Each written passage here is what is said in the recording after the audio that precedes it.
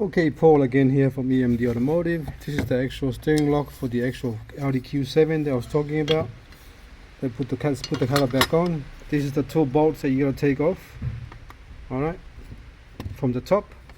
So there's three bolts. Alright, there's one there, and one on the middle there. That's for the steering lock. So you gotta take those three off so this one can come off. Alright. Okay, so you need to drop the steering column down. Sorry, I forgot to do that video first. When you start working, you just start ripping into the work. So you have to put the key in the ignition, so this steering lock will pop out, unlock, and then you can see the little screw there. But you've got to take this 4 bolts, 13mm holding the steering column up. Take that one off. I'll show you later on when I install it. And then you can take that one off from top, that one off from top, and that one has to come off. This is a smaller one. This is a T30, and that's I think that's a T20. It's a smaller one.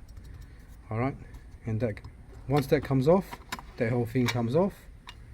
There's one more going up here, one there. You gotta do those 2 screws, and that one there, you've got to use a Dremel like this one here to cut a slot on the screw. It's got a security screw, protection screw. You got to cut a slot in the middle and then use a screwdriver to take that bolt off, that screw off. All right, that bolt. And once you get to here, you got to use a pair of pliers to open up the scraper on the corner and open them all up one by one like this, because they are actually locked on to the actual this part here. See here, I had to bend them up, all up. All right, bend them all up like that, all around, until you can actually take that part off. When that part comes off, there's your steering lock and your board. So, but the thing you've got to do is you've got to actually cut. They've got a security lock here as well. There's a special tool for this as well, but you don't need it. All you got to do is cut across. So they easily come from the factory like that. From factory, I try to cut it deeper. I try to cut it deeper so I can actually take it off the screwdriver, this one here, but I can't. So what you do, you got to cut it across the other way, like this one here. I cut it across that way, so I can actually put a screwdriver in there, like this way. Sorry, I can't see what I'm doing, and then sort of. I will press pause. I'll take it off first. All right. Once you take it off, show what I mean. Actually, it's hard anyway. Let me just take it off first.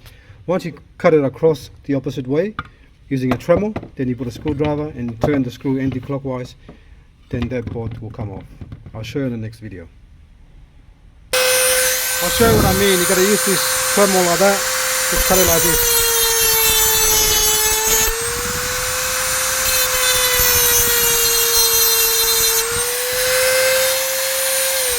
Just want to show you what I'm doing. So you're cutting it this way until it's deep enough to put a screwdriver there and turn it clockwise, anti-clockwise. All right.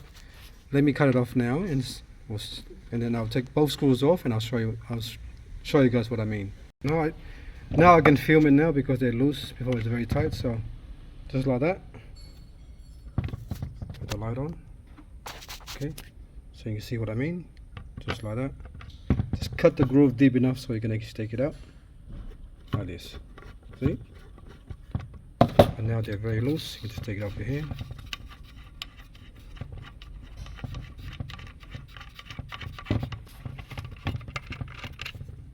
Okay, just like that. And do the same to the other side as well. Alright, once those 2 screws come off, all you gotta do is take this off. Like that. And there's those 2 screws. One there and one there. Now that's off. Now the next thing we're gonna do is take these 2 screws off, that one and that one off, so we can take the motor, and one more at the bottom here, so we can take the motor off the board. Alright, you're gonna disconnect this part as well. Okay, I took those T10, there's a T10 here, so there's one there, and one there. Just 3 screws from the circuit board from the other side, the green side, the actual tracks side. The other side is the motor side. So now, as you can see, this can come off like that, And all you gotta do now is disconnect that little wire there, and then you can send me your board. Send it to me, and then I'll send you a new one. And the new one doesn't have any of these switches. It's a simulator, and you don't need this here. And you don't need the steering lock as well. You don't need the steering lock. You'll never have a motor that fails on you. And the simulator just actually become the computer that I give you. Doesn't have any of these. All you gotta do is put the steering lock back on the car, and you just plug that in, and then cable tie this somewhere underneath the dash, and it looks like that. See? Alright, that's the old board. It's got switches there. Sometimes the switches are faulty and the relays are faulty, and sometimes they're burnt or the actual software is corrupt. And the one I give you, it looks like this. It X. You don't need the switches anymore. You don't need any of those stuff there. Alright, you just have to plug it in, and the car thing, it's got a steering column lock, but it doesn't have one. Alright, once I get it working, and then we'll go from it. That's the original one, that's the actual the new one.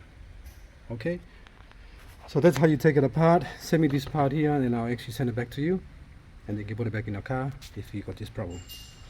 Okay, thanks for watching, and please subscribe.